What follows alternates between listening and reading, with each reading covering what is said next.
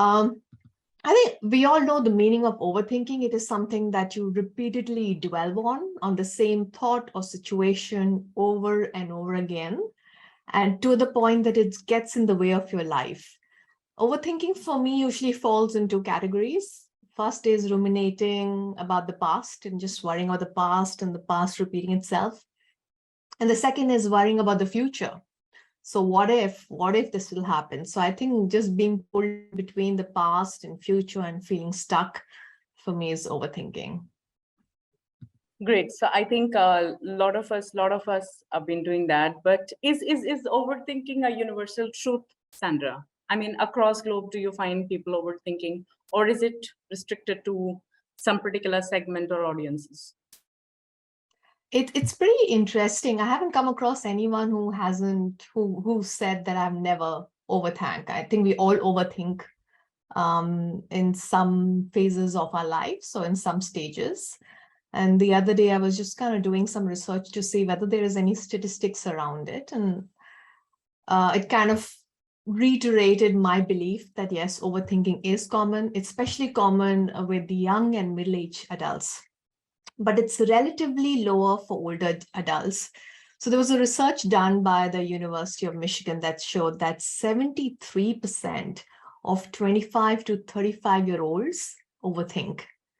And 52% 45 to 55-year-olds overthink. And it's only 20% for 65-year-old and above. So I had a smile because I knew there's light as you reach closer to the end of the tunnel. So there's something to look forward to. Maybe it's a natural evolution. You call it wisdom or maturity, but that's how it looks like right now.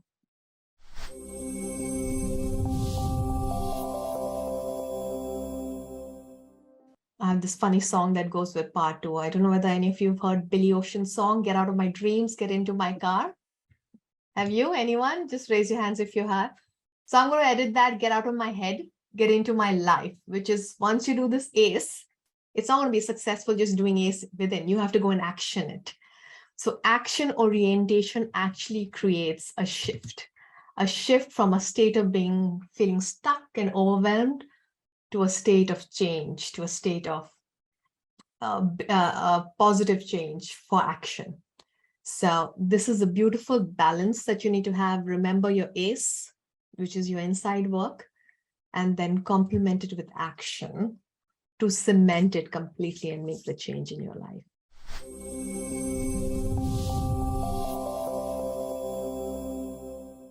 How I get over it, I call this in 2 parts. The first part is called ACE. If you get the ACE, if you ace the ACE, you will overcome all kinds of mind traps. You will overcome all kinds of overthinking. You will never get rid of them because, like I said, it is designed, your brain is designed to protect. So it's there serving its purpose.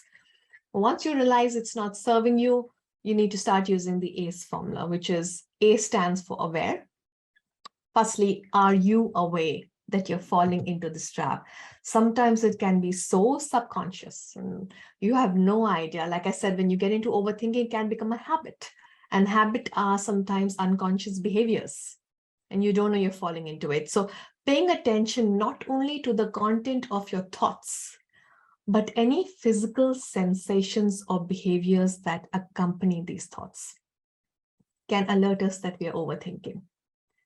For example, maybe you notice that most of your thoughts are around, say, negative or self-criticism or surrounding threats, thinking about what could go wrong in the future. And as a result, you notice in that moment, you're feeling stressed out or you're feeling exhausted or you're getting a brain fog or anxious. Or you have to make a decision and just can't make a decision. You tell yourself, why can't I just make a decision? So simple. Or I'm procrastinating it. Now, these are all indicators that you're getting into a trap. You're getting into an overthinking drive. So it's very important, firstly, to be aware, because if you're not aware and if you're subconsciously acting on it, then we can't do much about it. So once you're aware, yeah, these are my traps. I'm falling into a trap. I can feel in my body. I'm doing these kind of behaviors, which I usually don't. It tells me, okay, pause and investigate. So my C is challenge. So I look at how I'm going to separate the wheat from the chaff. So if you want to eat the grain or process the grain, you have to remove the inedible hulk from the whole process. So you want to look at what are the right thoughts and what are the thoughts that are irrational. So what's the story I'm telling behind this thought? So it could be an opportunity where I need to, raise my hand and ask for this role or ask for a pay rise or whatever. And I have all these thoughts in my head that if I'm going ahead and projecting myself, asking what are others going to think about it? Will I have questions on my credibility? Will I have questions about do you deserve to get this?